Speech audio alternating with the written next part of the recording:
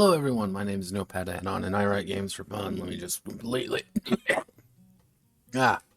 Hello everyone, I'm Notepad Anon. Let's write some games.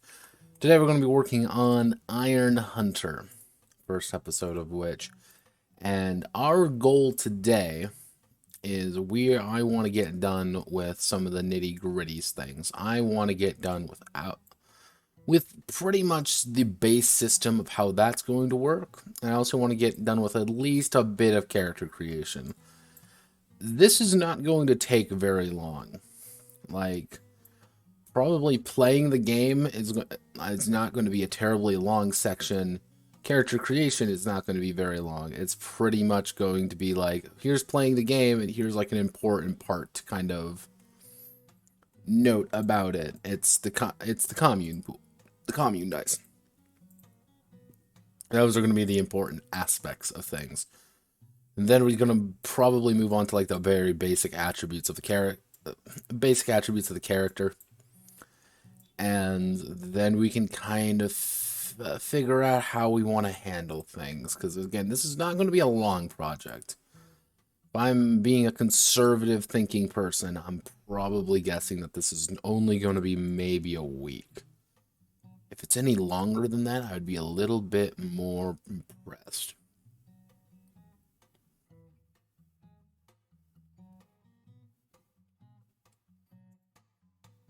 People are posting things. Oh, God. Oh, no. Oh, no.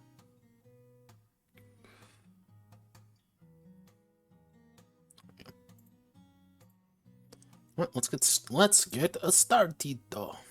Yeah, I pretty much got the preface done, and I got the title card done. Actually, what I should do is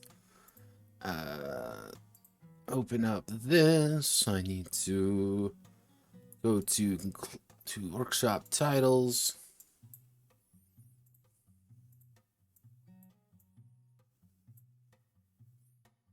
Very visually striking because that's what people like to see. Can I line this up, please? You're not going to be... Why don't you want to be lined up?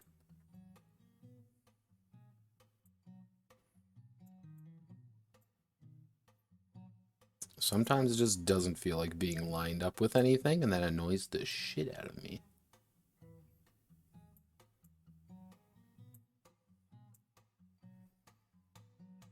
Let's like put right about there. There we go. Yep, right in the middle of everything. Yeah, I can probably fix that later, but yeah, we'll slap an image right there. So let's get started with the most important part of the game. Part is playing. Actually, what we should say is hunting in the dark. Actually, hunting for the people. How to play. This is going to be a little bit more of an extensive version of a how to play rather than, how I usually end up doing these. So actually, we want to do like how to play. Yeah. Hunting for the people, how to play.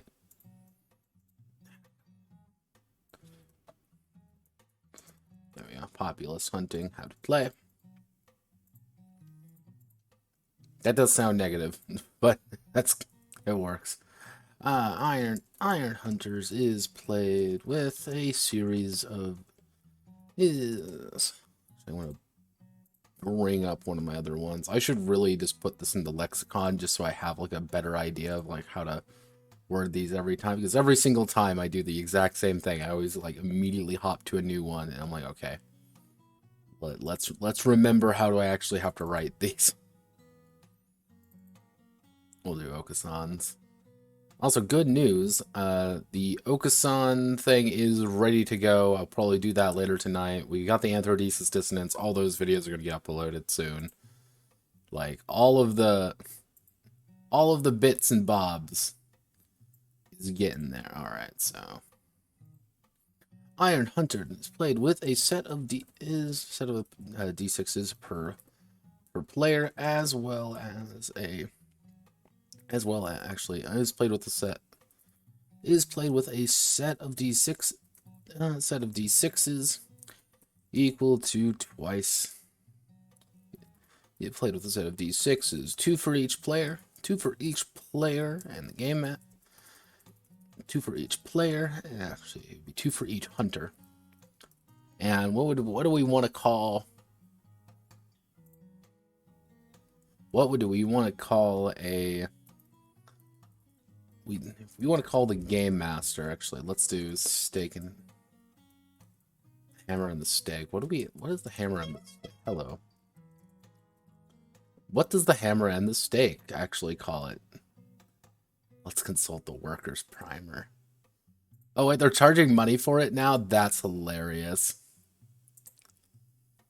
Oh wow, they're charging money for this. Oh wow. For a game that's not even a game yet. Oh no. You can't do that. That's illegal. Not illegal, but let's see. We want to do.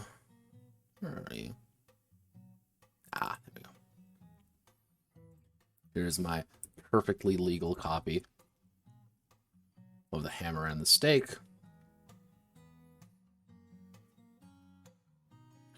Overview. This isn't quite.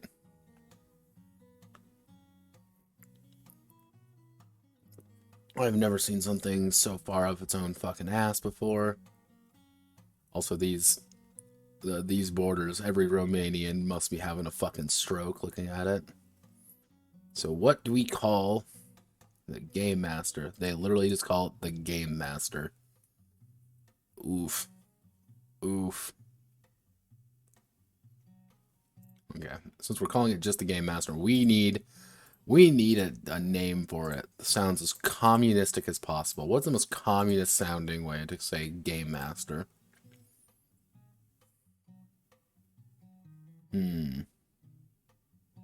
Actually, and the commissar game and the commissar game master, because commissars are pretty much people who direct political activity. 2 for each hunter and the commissar, as well as a set of dice, a set of d6s for the commune dice, as well as for the commune dice pool. Preferably a minimum, we should say, minimum two per hunter, but more are always nice to have.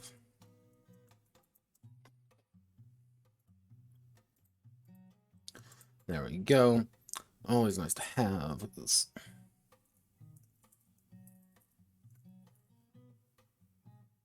Iron Hunter, not Iron Hunters, very different. So then we get to lead on to, okay, what's a check?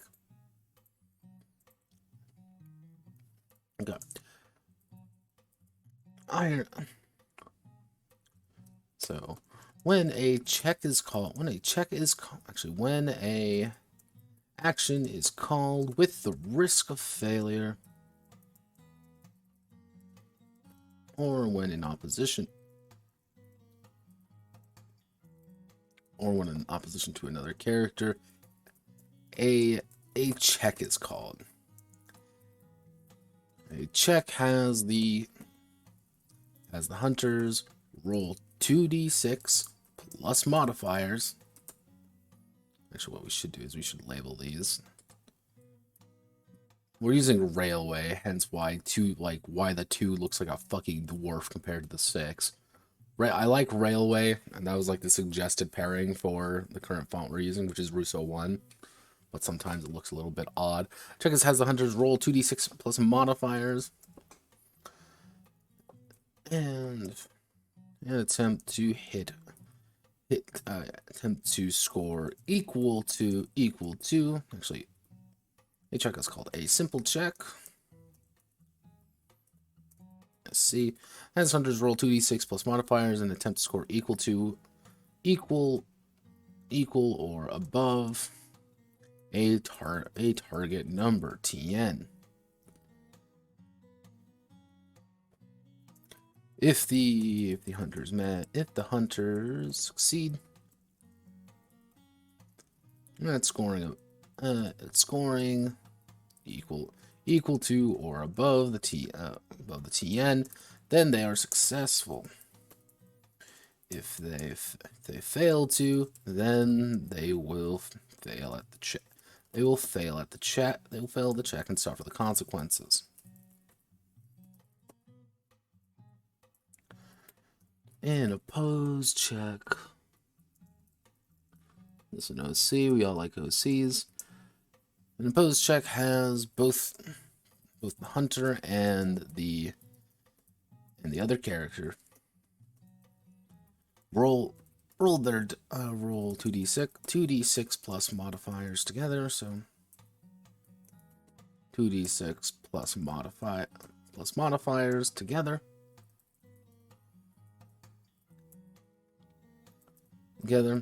And whoever scores the highest will be victorious.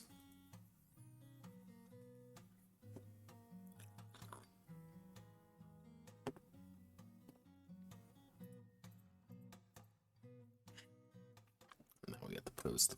We need a post.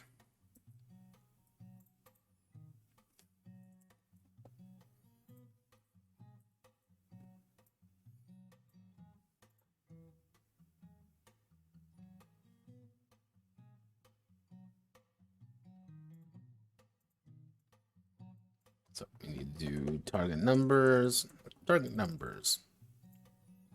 Control Shift 8, put it right there. We can put a picture right there, and we can score that looking pretty solid. That's all we really need to do there.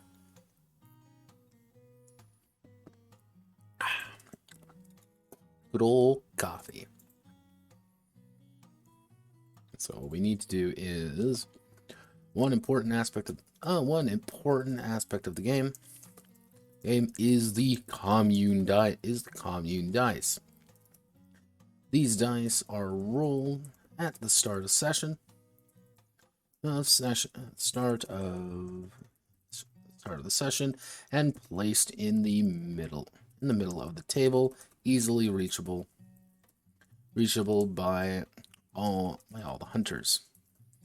These dice can be freely swapped whenever they make a check. We're probably going to put an example of how the commune dice pool work over here. It'll say how the system works in general.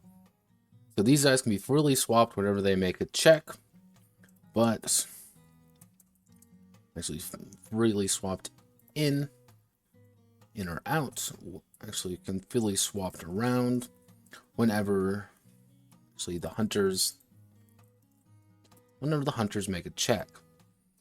But only one die can be swapped at any time.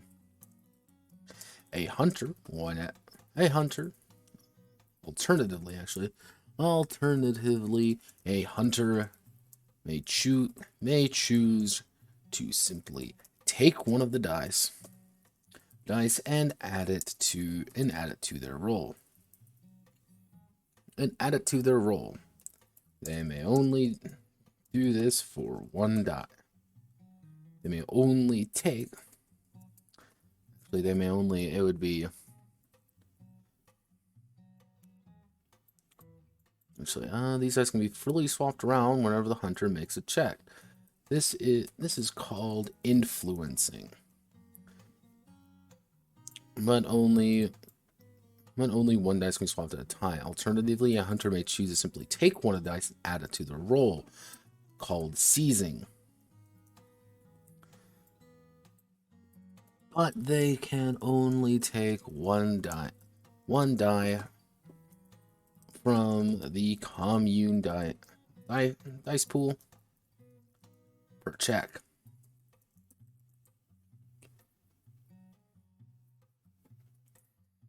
Commune dice can be spent during the game to influence actions, to influence the game world, as well as assist the hunters in their dangerous mission.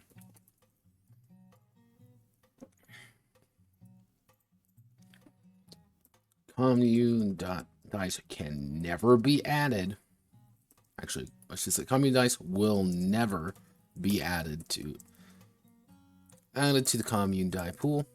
It will be added to the pool during session, but will be re-rolled and regained at the start of the next session.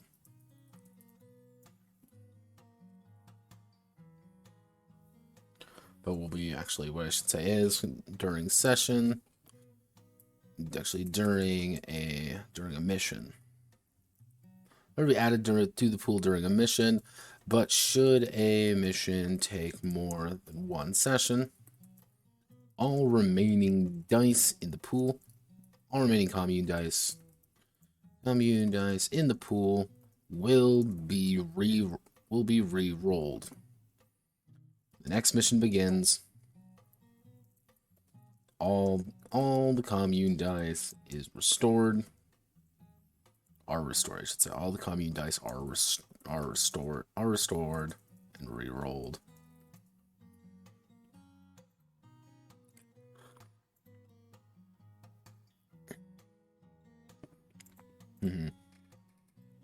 So that is effectively how this commune dice system is going to function at its absolute core, which is you're going to get it. You're going to roll it at the start. Actually, should I use session? I'm feeling during a session. Should a mission take more than one session, all remaining commune dice in the pool will be re-rolled at the start of next session.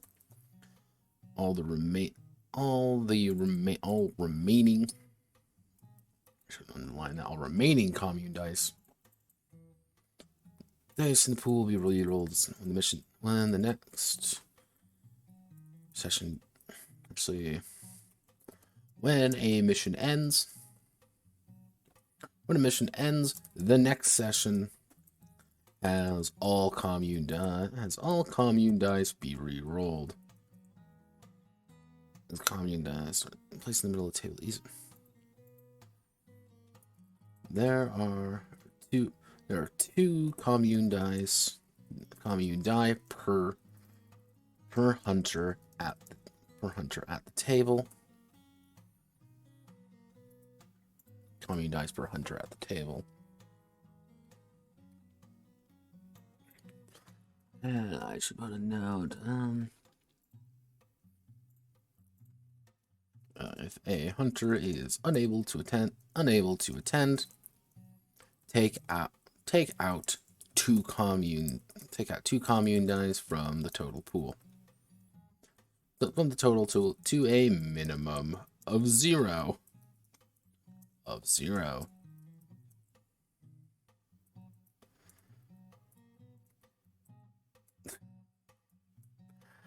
For context sake, this is 0, this is O. God, I love railway. Minimum 0. It looks really nice sometimes, but sometimes it just doesn't feel like working. Okay, yeah, we can make this. Half of me wants to sub out Hellish for something else. Would be... If I want to be a real dick. Yeah, I'm gonna mark these in red real fast because I need to change the names of those. Those are really bad. So, we've got that. So now we need to do Hunter Creation.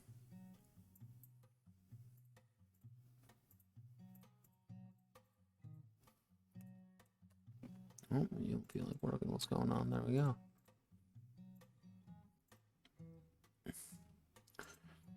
For context sakes, we have gotten through this entire section,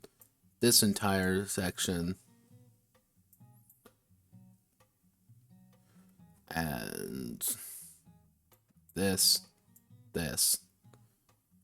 Like this, that is what we have literally just broken through already. So now we're going to be working on the actual characters. Okay. Hunter creation. Good hunter. Hunters are drawn from the commune. Actually, with the deaths. Actually, no, with the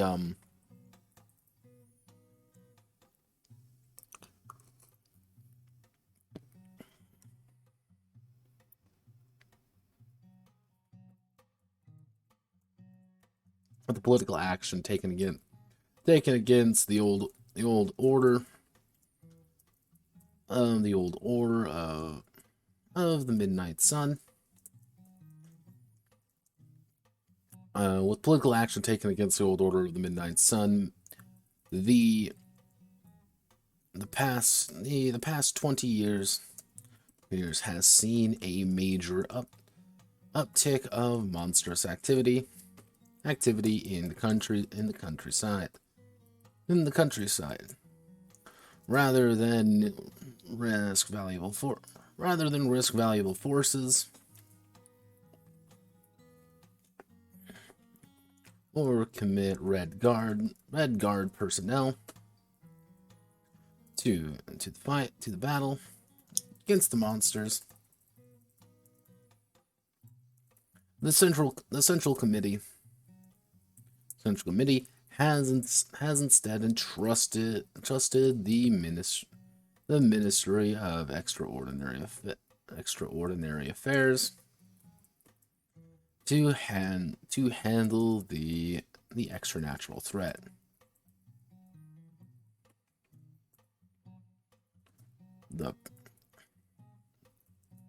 The affectionate term is requisitioned drafting, which members of communes, actually, would you capitalize commune?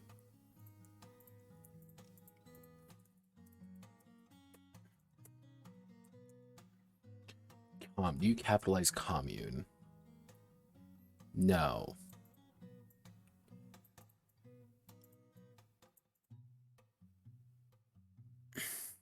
No, okay. That's one of those weird ones, because, like, you technically... which members of communes are assigned a raffle number for urban living under the selective choice program of the MEOA. Of the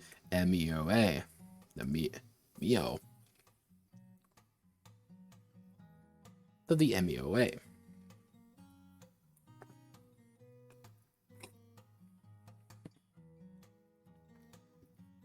Requisition drafting for urban living under selective choice program. When the number comes up, it would be under communism. Communism, is it a citizen, or it would be a citizen. Yeah. That's one of those odd ones, like, technically make a few terms. When the number comes up, the citizen is officially designated under special housing requirements. And when established in their new living arrangements are given a debrief. Actually, the when the numbers come up. See, when the numbers come up, the citizens are officially designated under special housing requirements, and when established in their new living arrangements are given a debrief by MEOA officials about the nature of their new employment.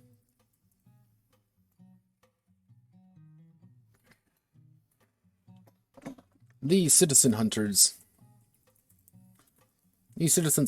are regular people, drawn from the fields with the vague promise of a better life for them and their communes.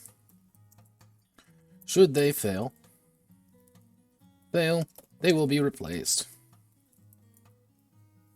Should they fail, they will be replaced.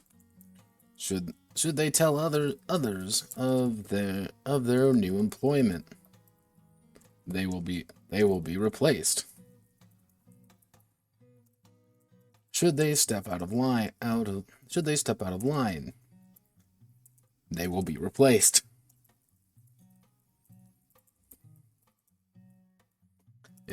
If they die, they will be remembered and then be replaced.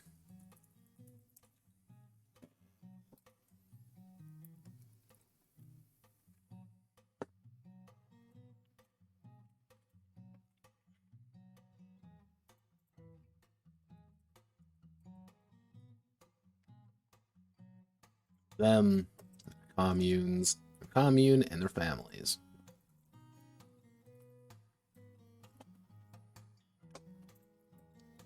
When political action was taken against them, that's because again, no one is executed under glorious. That's not the extraordinary. No, we want to do extraordinary, not extraordinary, just extraordinary. This way I can do the MEOA. Actually, we have the Ministry of Extraordinary.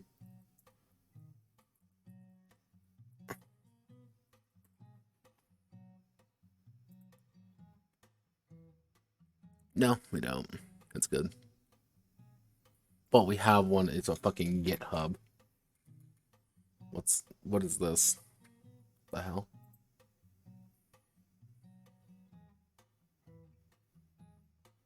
It's like a CMS, but it's not a CMS. Oh, alright.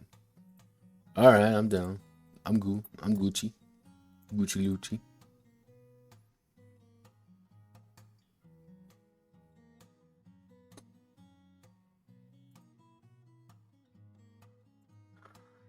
Oh no, people are falling for the bait. Do not fall for the bait, folks. Bait bad. The people always do. They will be replaced. Citizen hunters. Hunter Creek.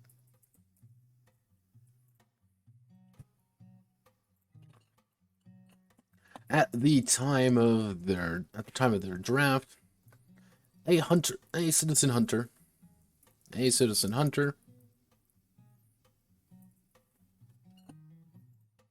Okay.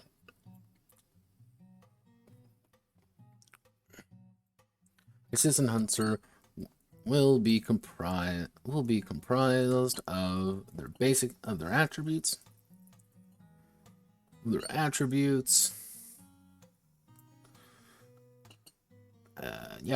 Of their attributes and a trait. And then we're going to go over the attributes. So, will be composed of their attributes and a trait.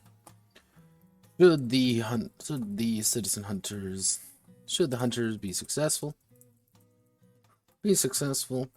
More about them will be revealed. As well as being able to improve themselves further. So we have to do attributes. So this would be heading 2, attributes. Every hunter is built from 4 key attributes. If we look here,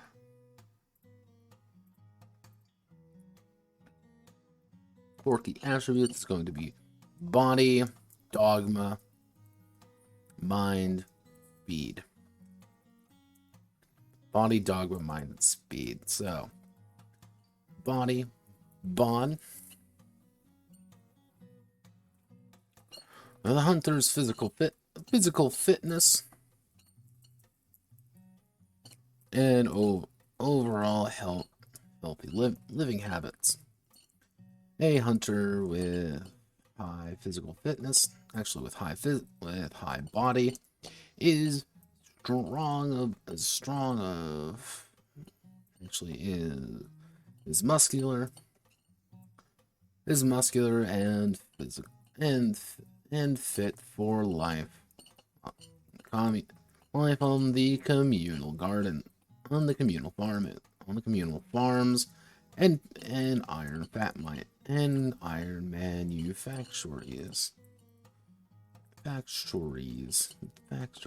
I can actually fucking spell. Manufactories. Life on the communal is muscular and fit,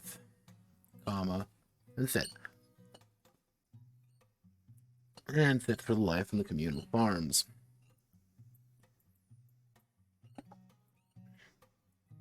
A hunter with low body is considered to be frail by their contemporaries,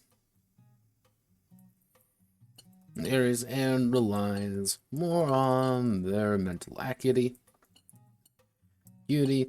than physical might, than strength, and then might to solve problems. And the astute observer may realize that I don't actually have like any mental attributes outside of, actually I do have mind. Ignore me. So body overall with mental acuity for life on communal farms.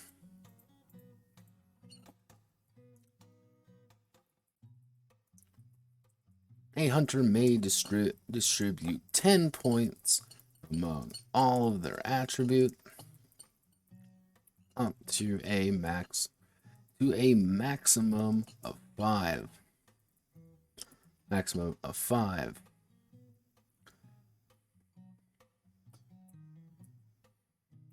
Maximum of 5 and minimum of 0. 5 is considered to be well above average. It is considered to be well above average, the regular person, while 0 is considered to be almost not handicapped. It would be actually almost to be unable to. While 0 is considered to be far less than average,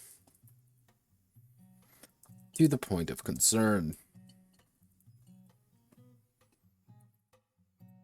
Is well above average for a regular person. 0 is be far less than average, to the point of concern. So if you have 10, that means on average you're going to be ending up with about 2 to 3 on average with 2d6. So you're ending up with about 10 being average roll.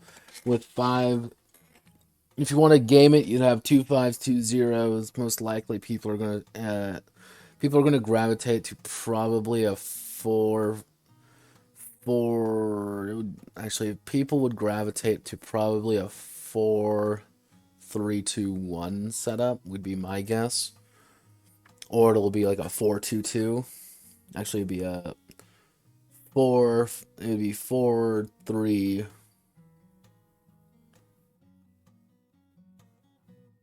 Maybe like a 5 3 2, like a 5 3 1 1 would be another guess. Or it would be 3 3 3. It would be 3 3 3 2. That would be the other. Actually, 3 3 3 1. So that would be 10. If we're thinking of all the possible outcomes, it would be 2 2 2. So that'd be, you do 2 across the board. 3 3 2 2 would technically be a valid option, which would probably be like the bare average. I would suspect, again, most people go for 4 3 2 1 though. That'd be my assumption, because you want to max out one thing. People probably don't want to get a 0 at one thing. So if you were, it would be like 5 221, or it'd be like 5320. Yeah, it would you dump one stat while being excessively good at another one just because it changes the variable so high. Having a 5 would be very good. However, you are completely crippling yourself in another aspect. So, like that's kind of the my guess would be a 4321 would be the average, but that 5320 would be also, I think, fairly common. I don't think you'd ever see a 5500 because 5500 you'd be crippled in two attributes rather than just one. So it'd be a lot harder.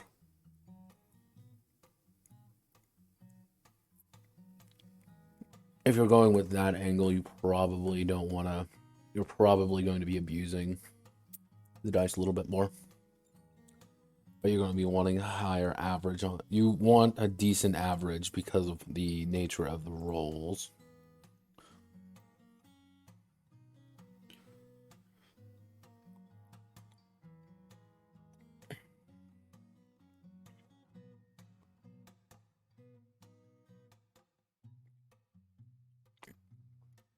What am I thinking? What am I thinking? Yeah, no. All right, then the numbers. The numbers, they working.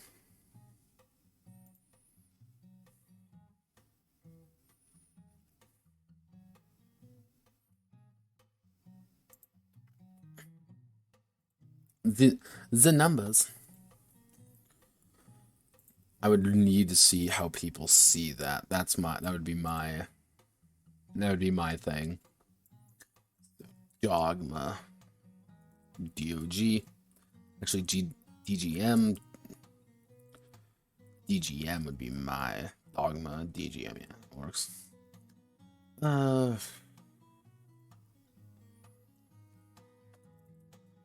The hunter's adherence to party thought, as well as knowledge of how to speak properly with the party's thought process. A hunter of high dogma actually high dogma. Dogma knows what to say and how to say it, and what to say and how to say it to the right people without being accused. Wrong thing. A hunter of low dogma struggles to not speak their mind and influence those. Actually, struggles to not speak their mind frankly, and has difficulties with understanding with party right think.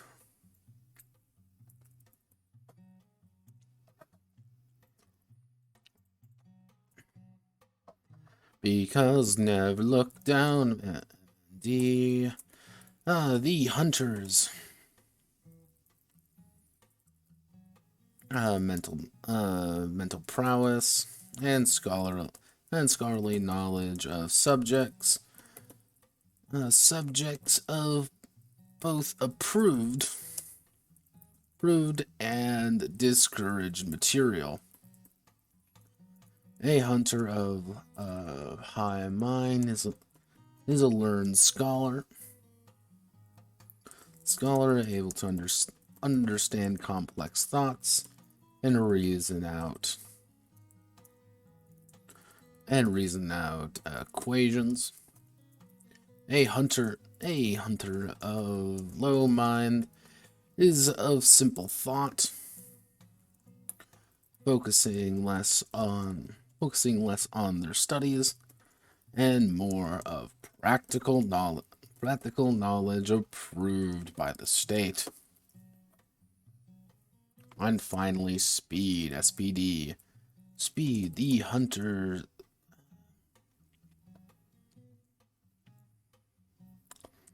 Raw coordination as well as reflexes. Raw coordination as well as reflexes on the field. Able to quickly react to certain situations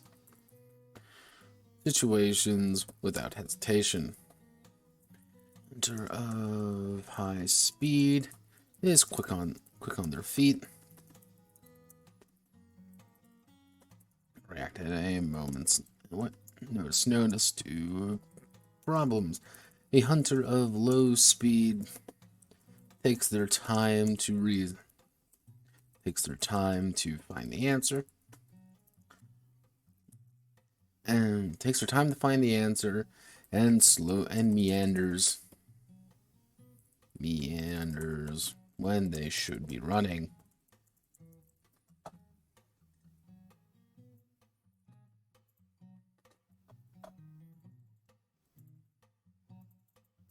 Dogma is really the only odd one. Yeah, out of all of these, Dogma is the only one that's kind of unright. If that makes sense, it's like the only one that's kind of like very different from other ones I've had in the past. But it's effectively like both your charisma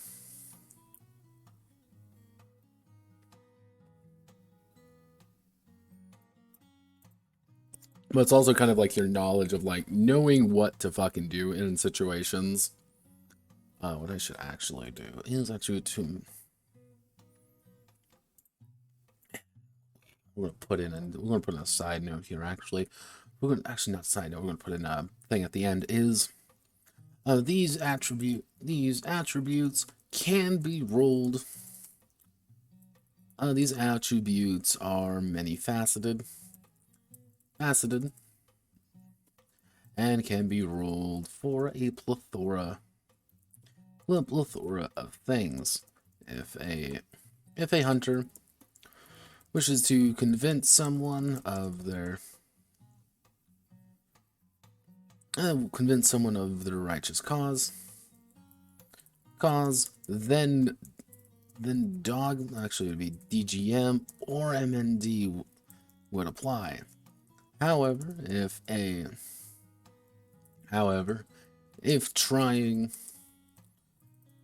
to work out the details of repairing farm equipment,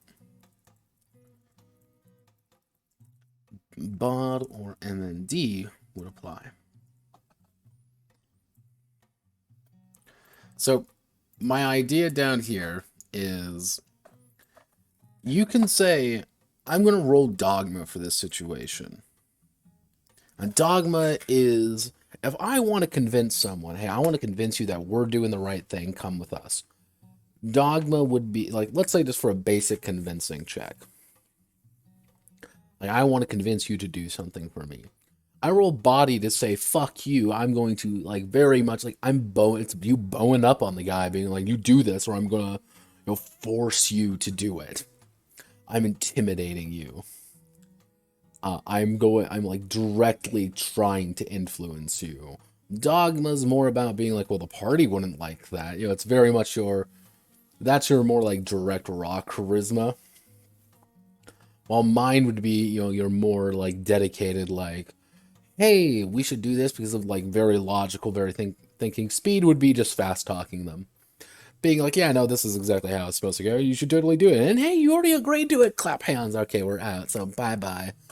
Like, wait a second.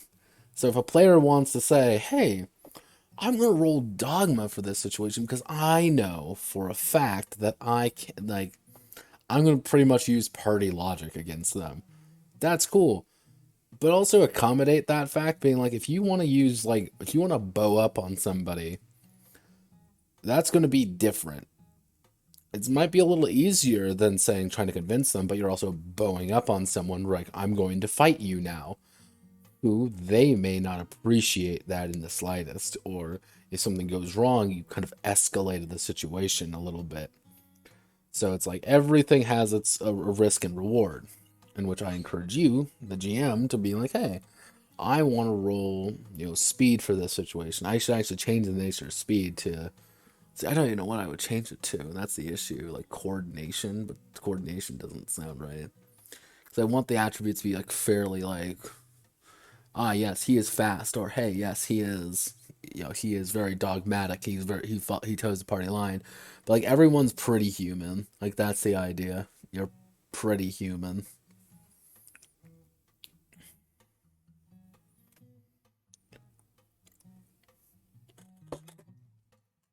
That reminds me. Let's see. Recommended the requisition drafting, in which members of the communes are assigned raffle number for members of the commune, 16 to 49. Men and 16 to 45, men and women.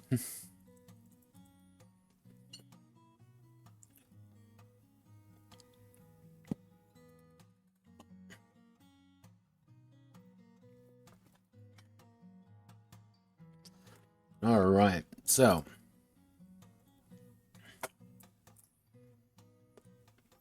now we have to do traits. Traits.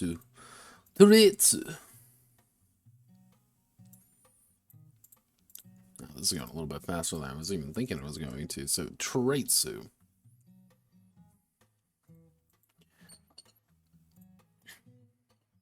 A hunter is a complicated beast, as they are human underneath all of the paperwork and designated assignment numbers. As a regular flesh and blood human being, each of the hunters has a trait associated with how they operate and how they think. At character creation, a hunter will have a single trait. So actually, a trait is usually a background or feature that the hunter is or has about themselves. As a background or feature the hunter is or has about themselves, allowing them to tap into it when it becomes relevant. A hunter whose trait comes in handy, comes into play, is given a new. Actually, how do I want to word this? Comes into play is allowed to roll an extra d6 allowed to add a extra d6 to their check, which can also be subbed around, subbed out for the commune dice.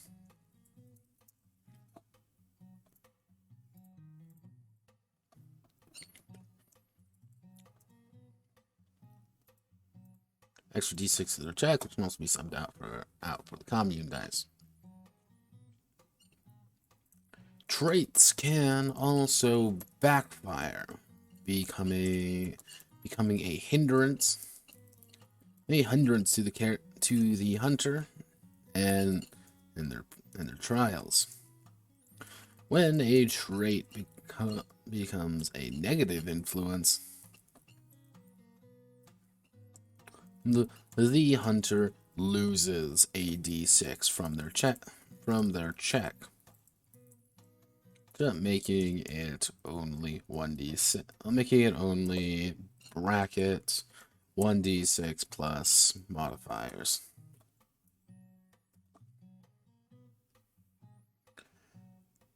A hunter will begin have a single trait of their choice. Future traits. Future traits may be earned, inflicted, maybe earned, inflicted, or communally assigned based on the choices of the hunter and their experience in the field. But one thing I want to get across is you always have traits. You will always have a trait. Like, that's just who you are at the end of the day. This isn't anything like, how the best to word it. This is not something exciting. When you say, I am a former Red Army, let's just like an example trait. If we want to do a sample trait, we would say a former Red Guard. That's just something about the character that makes a lot of sense, that they have kind of...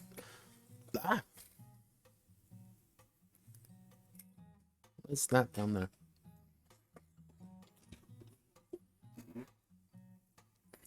Oh, god damn it.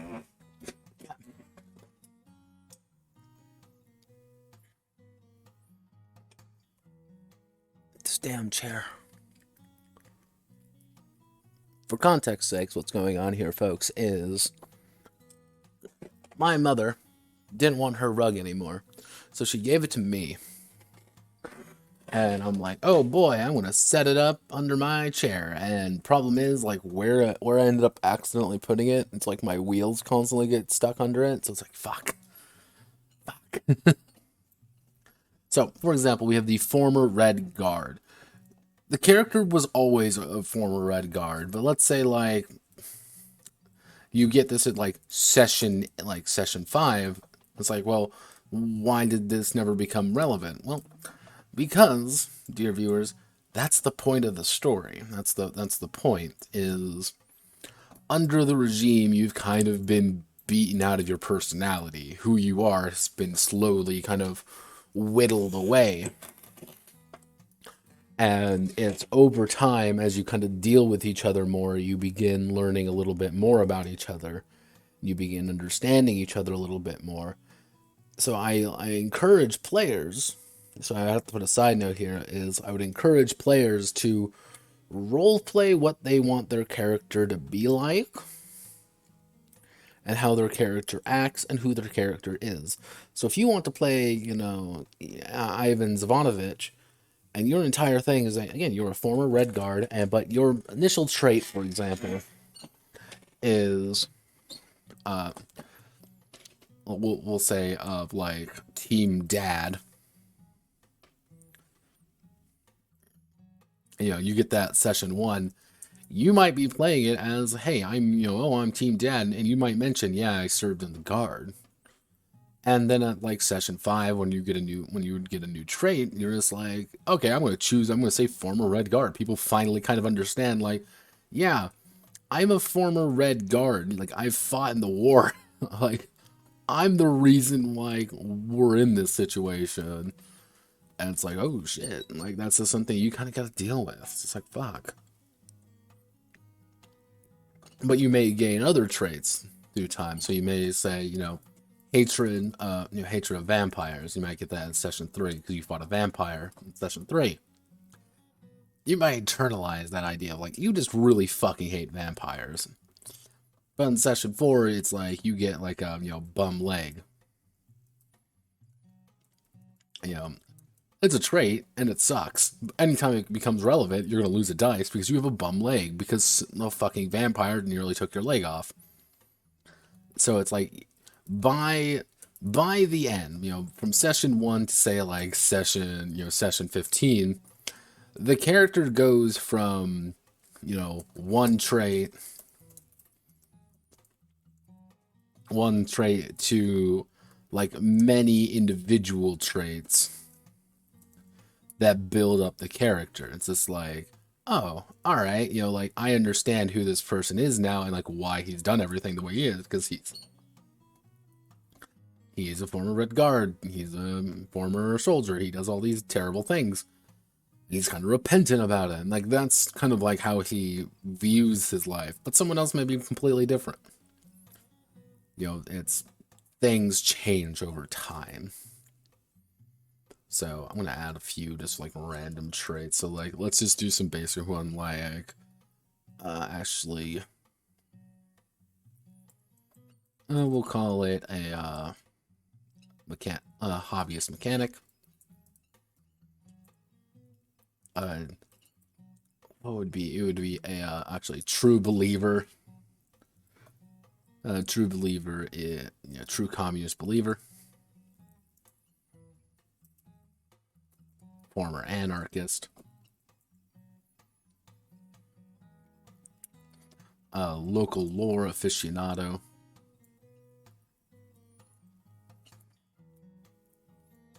What would be some other good ones for just like former Red Guard.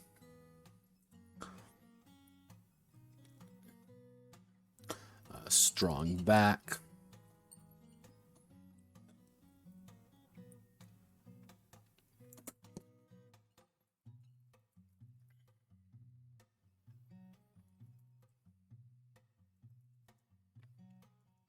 Androgynous. Daughter of. Actually, who would be the leader of a commune?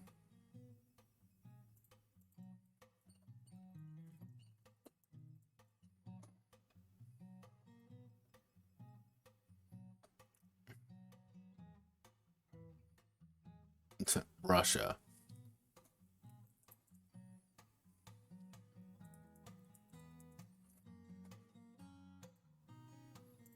Okay, we want to do a leader of a Soviet commune.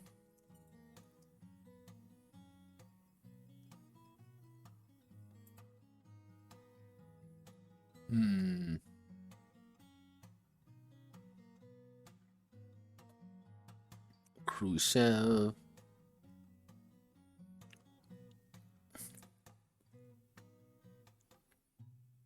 Collective leadership.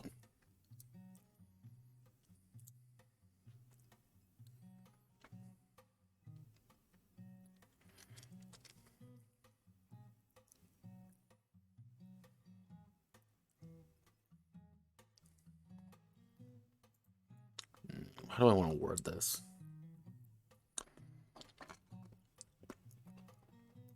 So I should be a leader of a Chinese commune. People's commune. Rural areas.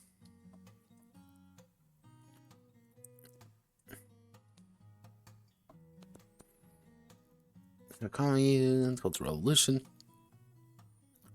So who was the leader? Other commune leaders, leadership roles.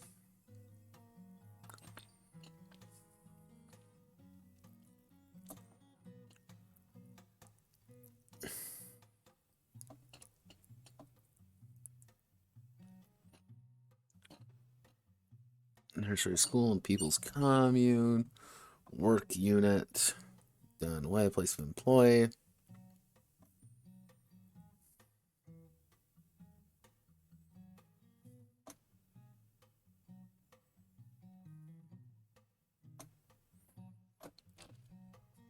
Do they have a specific term? Or are they just commune leaders?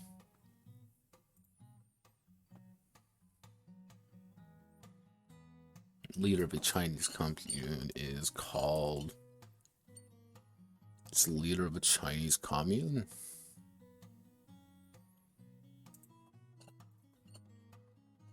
Leader. Head. Organizations.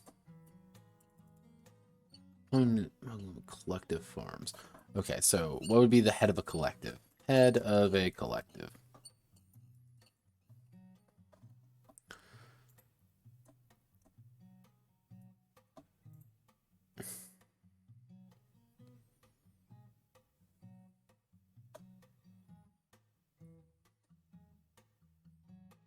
So not communism.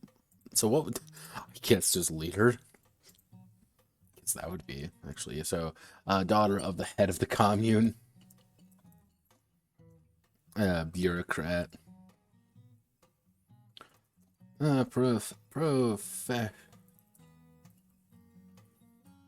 Professional bureaucrat. Political dissident. Dissident's family. Because like everything, you can totally exploit that.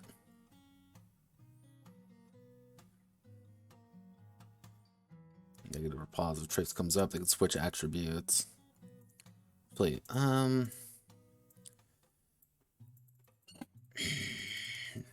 do we want to be fancy, or do we want to be so when it becomes relevant?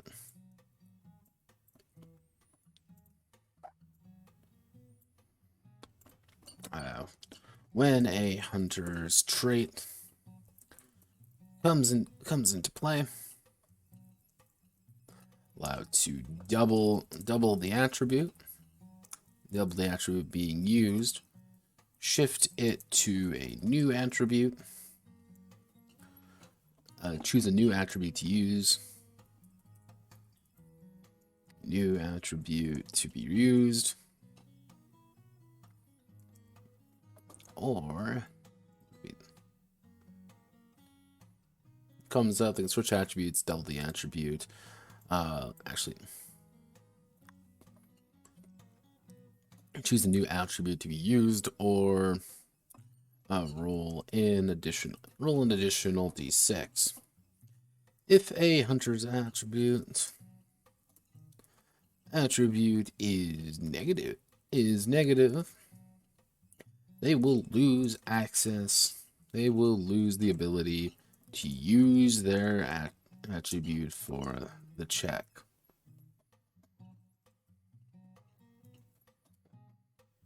So yeah. Very simple, very personal. There we go. That's what we want. Hunter and spirits in the field. So we want to do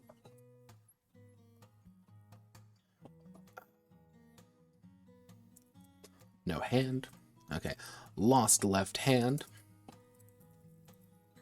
Blinds in right eye. Nasty looking scar on the face.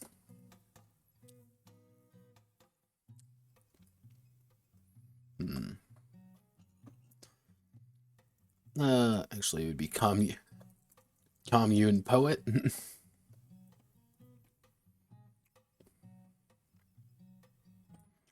Local, knows the local dialect.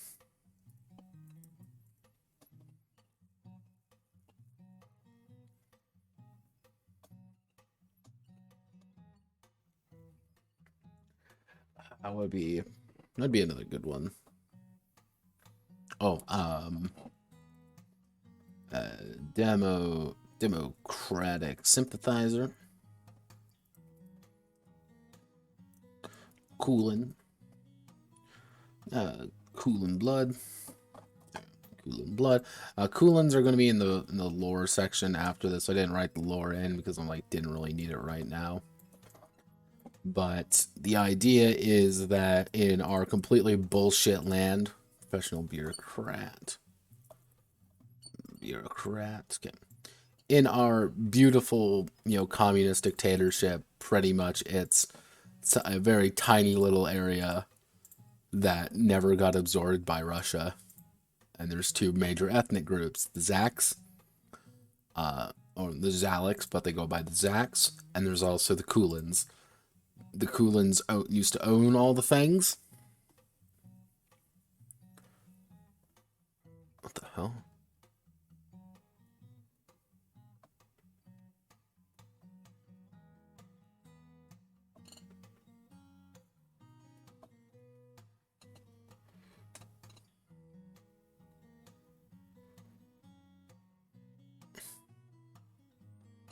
Jesus. And yeah, it's pretty much the Zacks are the good one. People like Zacks. Everyone hates the Coolins, but the Coolins are also the ones who actually own all the money, or used to own all the money. Okay, we don't really need anything else. So, okay, we've got... What do we have so far? Insert. We want to insert a table of contents. 1, 2, 3. Populist hunting. And traits shouldn't be that. They should actually be heading 2. Why are you heading 1? I click you wrong there. Heading. Okay. All right. All right. So, what needs to be done? What is the goal? So we've got our hunter creation done. Like, that's the big thing. If we look here, just like pure raw ability, we've gotten this done, we've got this done, we've got this done, and this done. And that is pretty much what we got a lot done on like so, okay. What we need to get done is in character creation. Character creation, we still need to do health. I know how to do that, but we're going to have to do health. So then we're going to be moving on to what we're going to call it the hunt. Pretty much we're going to be explaining how that works. And in turn, it's going to be the actually, how do I want to do this? Because what we're going to need is we're going to need hunt stuff, and that's just going to be things like combat. That's going to be equipment, and mostly it's going to be combat, hunting, and generally finding your mark. And then we're going to have to deal with monsters, and then the government. Is there anything else that I really am like desperately in need of? Not really. What happens at stages to hit? Okay, yeah. So this is literally it. Like, this is not going to be a long game, just because it's a fairly tight system. What we're going to do is on Wednesday, I'm going to see if we're going to get the health then, obviously. I might just do that I just might do that in between too, just because it's that. I'm not going to do it tonight because I know how to do it. I just don't know how to write it properly. The hunt proper, I don't know if I want to do that first or do I want to put the government first, but we're probably going to do this on Wednesday. And depending on how things go, we can probably do this on Friday, on monsters and the government on Friday. So this is the current goals of things. And for me, what I'm going to put down is the lore, which we're going to do for Tuesday for myself. And that's pretty much it. There's actually not that much we need to do with this game. This is a fairly straightforward game using a system that I'm pretty confident in. But I don't need it to be like really dense and really bulky. I need it to be really to the point and like, you are hunting monsters. Here is how you hunt the monsters. Combat is going to be the dominant factor of the game. I can tell you that more accurately. Kind of we have to hunt the monsters, and then when we encounter the thing, we are going to be able to fight the thing. But like hunting it, I want to be like a fairly major part of it. Like getting up to that beast is going to be like really important, and the dangerous part, like just saying like, okay, we're out here in the fucking woods hunting a werewolf. We are on its territory and we are completely outmatched. Fuck. That's kind of how I want it to go, because I don't want this game to be like a long game, if that makes sense. But I don't think it's like it can really support that kind of long series of game. It's a fairly directed experience, but it's the kind of experience I wanted to keep it open enough where it's like, yeah, you can set this during a lot of places, but ultimately, like, it is very much a game about, here's a very specific situation, go get him, Tiger, have fun, die alone in the streets, because you're a fucking vampire hunter and you don't have enough money. Like, it's a very core loop is what I want to get across, that very much like we need to hunt to get the vouchers to feed the commune, so we can continue to hunt the monsters. And I want death to be fairly common. And I don't know if it's like a reason why I've been like, death is common, but it's just been kind of a factoid of life. And if anyone has any suggestions, as usual, feel free to tell me about them. I'm always down to hear new things. So I'll call it there for today. So Godspeed, good luck. Hope you all have a wonderful rest of your night. And I will see you all on Wednesday. So thank you very much.